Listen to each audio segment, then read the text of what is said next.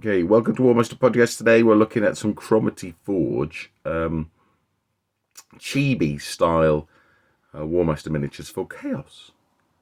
So John sent them to me. They were whatever the word is, unsolicited. I'm not keeping them, and it won't change my opinions. So I think the reason he's made these is firstly they don't have any support, so there's no messing around cleaning it stuff up, and they're a little bit bigger and a little bit less detailed. Now, that doesn't mean they're not detailed. It's just with 3D printing, sometimes you can get so much detail on there that it's not possible for an average or even good style painter to be able to resolve that level of detail. So you have to kind of ignore detail. So I think it's aimed at somebody, who wants a bit of a quicker fix. So slightly bigger, no support, and slightly less detailed, let's say, or slightly easier to paint. That's probably a better way of saying it. So I think there's another list running around that John's already done of these chibi style miniatures, and I know that Ross Patton has a dark elf, the lucky git, that he's been playing with. He brought them down to the try with, so I did see those dark elves ones. From a personal point of view, the chibi doesn't really do much for me. I find it's a bit jarring when I see it on the table with non-chibi stuff. If you had like tables full of chibi miniatures fighting each other, I think that looks pretty cool. I think there's a definite vibe to it, but do I like it mixed in with the standard generic fantasy stuff? Probably not that much. Not that much, but hey, to each his own. If you like the chibi style, then you go for it. Go for it. If you have it your way. That's the beauty of this game. So that was a general with a skull, flaming skull. I think this is a sorcerer on a chaos dragon. So they come with their own bases, so you don't have to worry about basing them. We've got another sorcerer here with I don't know what that is, and he's some kind of like pedestal. I don't know how he floats around. Maybe, I mean, they are chaos, so they do have magic. Maybe they float around. Oh my word, oh my wordy word. We have an unbelievable amount of skulls. This is GW-tastic. I presume this is a skull in his hand as well. There's skulls on his weapon, skulls on his shirt, skulls on his pillow, and a whole lot of skulls he stood on. I mean, yeah, that is a whole load of skulls. Probably look quite cool painted up. Nice, easy contrast win there. We have a Chaos Hero on a bull. Like a woolly, I don't know what kind of bull this is. Buffalo? I don't know. Bison. We have a choppy hero. Cool. And we have a sorcerer with, this looks like a bunny here. There must be some bunny vibe running through the chibiness. Hopefully you can see that all right, that bunny. Right, so now we'll have a look through some of there's quite a lot in here. As I said, I will endeavour to just bring these along to War Master and just add them to the prize pool or whatever Ian and Steve are going to do. So we have here Knight's Bunny. So I'm guessing this is Chaos Knights. Yeah, with bunny motifs on the shields. So that's probably not my bag.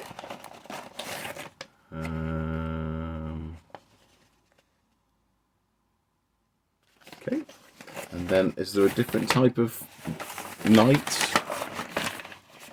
And here we've got another knights. So we have knights with skulls. Oh, this is probably more my bag.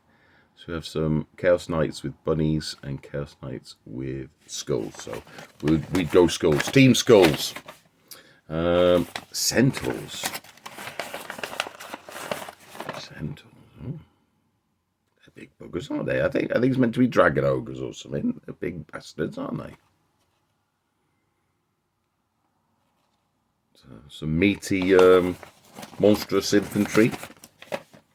Hounds, the good old ubiquitous Chaos Hounds.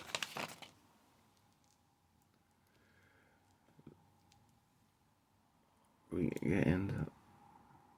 Ooh, kind of almost pig-like, aren't they? Or maybe I'm missing the vibe. So we've got some Chaos Hounds.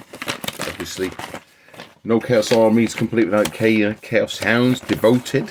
So I'm guessing Devoted are going to be Marauder. Yeah, Marauder. So let's measure these up. What size we got? Oh, that's a lot. Just slightly, maybe slightly. Oh no, probably not. Probably 10 mil. So I think the only difference really is maybe the number of miniatures per stand, and also like the little bit chunkier. So we have banners in here, I guess.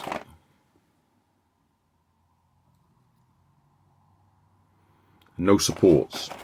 So easy cleanup. Chaos Warriors.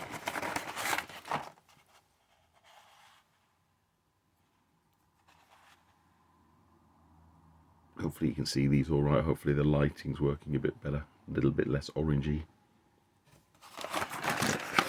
Probably found out the sound's not working properly now. It's always the case. You fix one thing, 3 other things go wrong.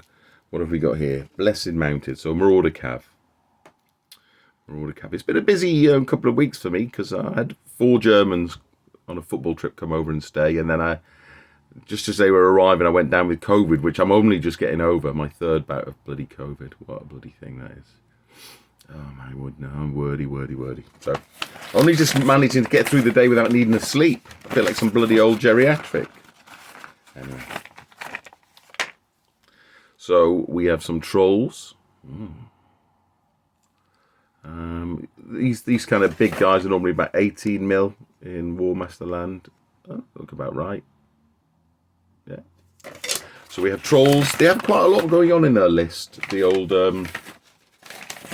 Chaos. They have trolls, ogres. Here's the ogres. They have, yeah, that's quite a nice list, but it tends to always be run in a similar vein with Chaos Warriors and Chaos Knights. And, yeah. Just because it makes a really tough nut to crack. So we have some ogres. We have some chariots. And if you ever want to know how good chariots are, try and get yourself some GW ones. New in blister and see how much you pay for them. Because as good as the Chaos Knights are, and they are, chariots are good.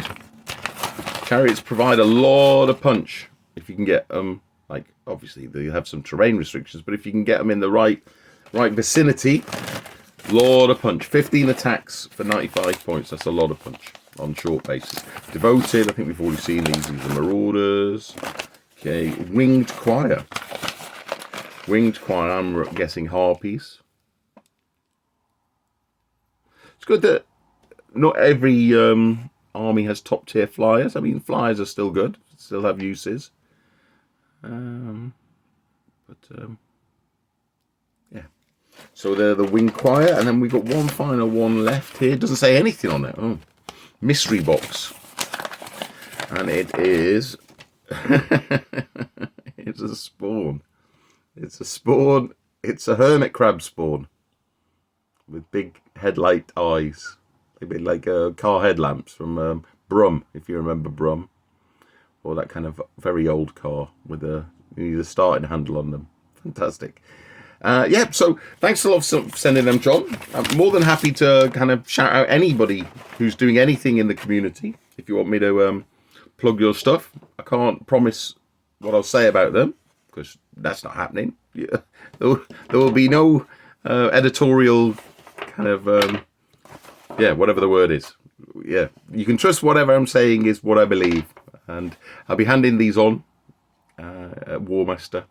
So if you're listening, Ian, put them in your prize pack. And there's also some of the stuff. There was some tokens that John sent me earlier in the year that I'm going to bring along as well. So, anyway, hopefully you enjoyed this. I'll try and get back a bit more into it now. I'm getting past the COVID again. We recorded a episode with Chris and Paul this week. I'll try and get on with it. Try and get back into the groove. Anyway, I hope you enjoyed it, and I'll speak to you again soon.